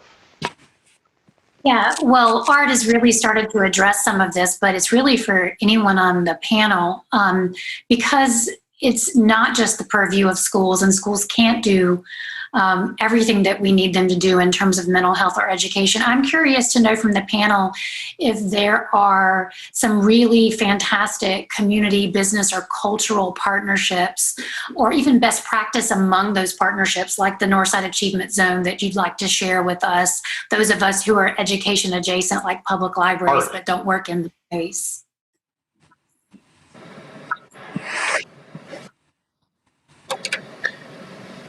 So, I sort of did a shout out to Northside Achievement Zone for those very reasons, because that's the attempt. And we're trying to actually measure our results so we can come back with you and say, these just wasn't good intentions. We're basing it on the science. We're basing it on get to the parents at prenatal if we can, and dealing with mom's depression in particular at the very beginning of birth. And I think we are succeeding on a number of metrics. We'll know a lot more in 5 years, 10 years. We'll get better at this. I think, as a researcher, it's very important to get the feedback, to get the data. We interview our parents. We track all this, and I think it's scalable. But we've got a lot to learn, and in this particular year has been very tough for Minneapolis. And fortunately, we were in the right place at the right time. But unfortunately, these are very difficult times, and I'm hoping to learn a lot more as we move forward. Thank you for that question, Melanie. And so I want to take a second to now do another poll, because as we've been talking about this topic, as we've gotten a chance to understand it a little bit, that brings us to, I want to understand what you, the audience, thinks about this. And so, again, you have 60 seconds to respond, and you should see the question on Slido or in your Zoom polling window. And so the question is this: if you were to choose, what's the most important If you were to choose, what's the most important issue in promoting youth mental wellness? We've heard a lot of different perspectives on this. Is it the schools need to provide better access to counselors and psychologists? Is it that mental wellness needs to be taught and promoted more within schools in a similar way that we teach other subjects? Is it that parents need to learn how to talk about mental wellness with their children? And I think this draws in the spirituality issue that Dr. NIXON was discussing. Or is it that we need to teach children how to use technologies in ways that don't cause harm? As was mentioned, that there's a lot of social media and a lot of negative impacts from that. So let's go ahead and take 60 seconds. Please tell us what you think the answer is. And while you're doing that, I just want to mention a couple of other people who are chiming in, who are joining in from the Aspen Leaders Room. We have Joyce Johnson Miller, who's the chairwoman and chief investment officer of Pacific Gate Capital, and Robin Wabi, who's the executive director of the Missouri Charter Public School Commission. Thanks for joining us, Robin. Rich Harrison is the CEO of Lighthouse Community Public Schools, and Isabel Bibler Parker is a partner at the Wildflower Foundation. These are just a few of the thousands of people who are tuning in right now, but we thought it's helpful to share with you who else is in this community so that you have a sense of who else is interested and you might be able to reach out to and ask these questions of. And then obviously there's been a spirited conversation around how we do address these mental health issues, what avenues are available to us and what we ought to prioritize. And so please go ahead and input your answers to the poll, and let's see what the results are, if you guys don't mind bringing those up.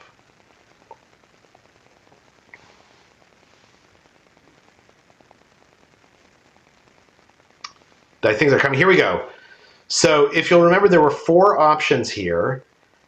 Wow, this is really interesting. So the number one answer obviously is B, which was the mental wellness needs need to be taught and promoted more within school, similar to other subjects. I think that this argues for an approach that we teach mental health the same way that we teach other subjects and that we teach physical health. Getting to Dr. Jackson's point that it needs to be seen as a solvable problem. And the second thing is that parents need to learn how to talk about mental wellness with their children, which I think ties into a lot of this conversation around the traditional methods of talking about mental health, whether it be parents or whether it be within churches and our spiritual practices, that we really need to emphasize those. So we're getting to the end of the time that we have, but I want to come back to our speakers one more time and ask you, as we've been reflecting on what's happened over the past year, as we've been reflecting on looking for solutions and sharing opportunities and options and perspectives on these different questions, I want to ask your advice on one last thing. And again, this 30 seconds per person to answer this, but it's a way for us to kind of hear your thoughts on hopefully what this conversation has added to your perspectives, which is, how can we combine solutions to a mental health crisis, as well as the accessibility issues that we talked about, to make sure that students are ready for the future? If I was asking you to forecast what you hope education will look like by 2030, how it'll look different, what are you most hopeful for that within the next 9 years, we're going to be able to accomplish within our schools? Let's start with Sal Khan from the Khan Academy. Yeah, I'm a big believer that a lot of times the trends that might be causing issues can also be used to solve the issues. So we know that things like social media are causing anxiety, loneliness, depression. They're at record highs amongst young people. My hope is that Khan Academy and other solutions like it, obviously we can hit the academic component, but with things like schoolhouse.world, we can connect learners to each other, build social connections. And I've always said I'm happy to join the board of any organization that can help with mental health or just frankly make people happier. I think that's the next frontier. That's great. And Jenny McGarrah from Google, what do you think?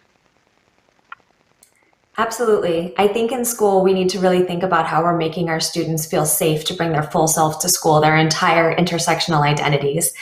A lot of times mental health crises come from feeling isolated and alone, even when you're in a classroom full of people face to face or on a video conference like this with others. When we use technology to help students feel seen and heard and empowered, it helps them feel safer and stronger in their environment. And I hope in the future we're leveraging technology to double click on their humanity and allow them to feel more seen and empowered.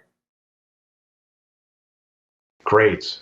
Dr. Clarence Nixon from t.Lab, how do you feel, what do you hope schools will be different by 2030?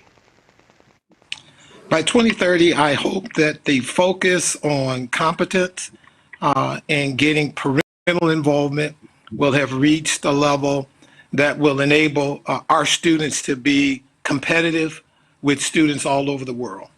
And that I think is what I hope, is that we be able to produce students who are competitive. Fantastic, fantastic. Julia RAFAL-BAER, what from your perspective is the ambition for 9 years from now, how education has changed? We need to continue to accelerate how we're reinventing the playbook about support for our kids. We need to be attuned to much more than just the academic needs, but health, safety, food, and housing, better helping students understand the science of stress, continuing to accelerate this reinvention of the relationship between families and schools, and making sure that we continue to reimagine what it looks like at the top of our education systems and make sure that we are working in far more coordinated ways to see impact happen to diversify our systems. Thank you. That's a fantastic, I think you're exactly right. Ed, we've spoken a lot about exactly the topic that you have built a company around. So when you think about both accessibility and mental health, by 2030, how do you hope schools have changed? Yeah, I think there are no signs of the rates of anxiety and depression slowing down in the years to come.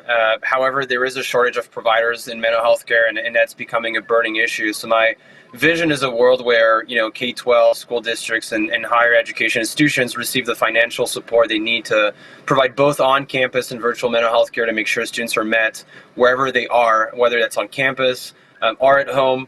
We need to empower public to private partnerships to ensure this world exists and that innovation serves the greater good of society in this case.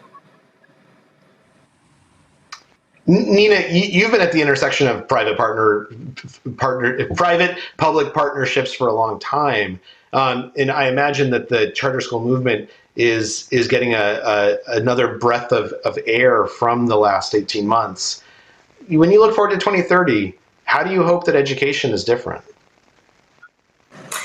Well, I certainly hope that we leverage everything that we've learned over the past year, the newfound knowledge and interest that a lot of parents have about education, the appreciation they probably now have more than ever before about the importance of high quality teachers, and transcend that into something that can have lasting impact in our public K-12 system. And as I've said before, I think the only way to do that is by making sure that children, especially low-income families, have access to schools outside of their zip codes and the ability to create great public schools where those families live through charter schools. When you give teachers and principals greater agency to run schools as they wish in exchange for raising student achievement, and you combine that with the power of parental options and choice, the recipe is a pretty powerful one, and I think we should leverage that. And if we do that correctly in 2030, hopefully we'll be able to move more of our kids out of poverty and setting them up to really meet and reach the American dream. Art, obviously a lot of your work deals with kids before they enter the school system. But as you look forward to 2030, whether it be dealing with pre-K kids or dealing with or changing the system once they are in a formal education system, how do you hope things will change? Well, I hope it will change in the following way, that the political system who controls the funding recognizes and acknowledges the importance of education starting at birth, indeed prenatal, I would argue. And with that sort of a change, hopefully would then lead to the kind of funding where we're leaving so many kids behind that we don't have to. So many of these kids would be succeeding today if we had listened to Obama and 5-6 years ago, or would listen to President Biden today. It's so critical that our kids start school healthy and ready to learn. Education begins early. I want the political system. That's where the power is. They're the ones that can fund these programs and do it in high quality, especially targeted for all these kids that we continue to leave behind. We've been doing this for years. We know how to fix this. I wanted acknowledgement that we can do better. This is the best public investment we can make. You don't want to get me started. We spend a lot of money funding sports stadiums with public money. This is such a better investment. Let's get our priorities right. Mm-hmm. And Dr. Jackson, it's particularly apt that we finish with you. You know, Chicago has benefited so much from your leadership. And I think we've sort of seen that in this conversation, that you charge headlong into the toughest questions and try and bring innovative perspectives to them. You know, as you look forward and 9 years from now, where do you hope we are? Yeah, well, I took more of an aspirational approach to this, but just thought of 3 wishes. I'm going to change one because we've heard so many amazing solutions from the panelists. So my first wish is that everything that's already been mentioned happens by 2030. But the other 2 pieces I would add is, number one, that all students have access to that we just raise the standards and the expectations for our students academically, and we provide the support that they need in order to access the curriculum, to access the high standards and all the things that we want for them. And then something that we didn't spend a lot of time talking about today is post-secondary. We didn't crack that nut today in the way that I think we should. And so my third and final would be free college and greater access for all of our students who qualify. Again, building on public and private partnerships. There are amazing groups already doing this work, but in order to scale it, I think Art is right. The government has to step in, and we need to see substantial legislative and policy changes at the national level if we really hope to achieve the things that we all want for our children in this country. Absolutely. Well, listen, unfortunately, we are out of time, but thank you so much to all of you for your thoughts and for your suggestions and for this fascinating conversation. I feel like I learned so much. And thank you to everyone who's been watching this for your thoughts and your suggestions and your questions and for the energy that you bring to these topics. I think that one of the things that I carry away from this is that there are a lot of problems. We've learned a lot in the last 18 months, but there are a lot of problems that still need our attention and still need our energy, whether it be around the access to quality education or youth mental health or other issues within your own community. We only make changes by believing that change is possible and by trying to share information and ideas and energy around the options and the solutions that are out there. And so I would love to invite all of you to continue to be part of this dialogue by checking our website, moonshotplatform.live, by visiting the Moonshot Impact Gallery. You can go there and you can submit your idea or your project and try and find folks who might want to support it. You can nominate other projects and other leaders who you think deserve more attention. But most importantly, I just want to say thank you for being a part of this conversation, because I know everyone watching and everyone on this panel and everyone who's touched by this conversation will expand it and bring it into their own homes, their own school districts, hopefully to their own leaders, and we'll see those resources and that attention that these topics so desperately deserve. Also, I just want to thank one more time the folks who we haven't gotten a chance to meet today, but who made today possible. Yemi A.D., Vit Horkey, Alex Braun, Ruben Segala, Tara Hovey, Pete Cadence, Tavit Henricus, and also to, as I mentioned, our partners, Google for Startups, the Cadence Family Foundation, the Aspen Global Leadership Network, and the Resnick Aspen Action Forum and JAD Digital Agency. Thank you again to our speakers and our panelists and to all of you. And thank you for creating positive change. You should not hopefully be afraid to aim high, perhaps as high as the moon. And thank you and take care.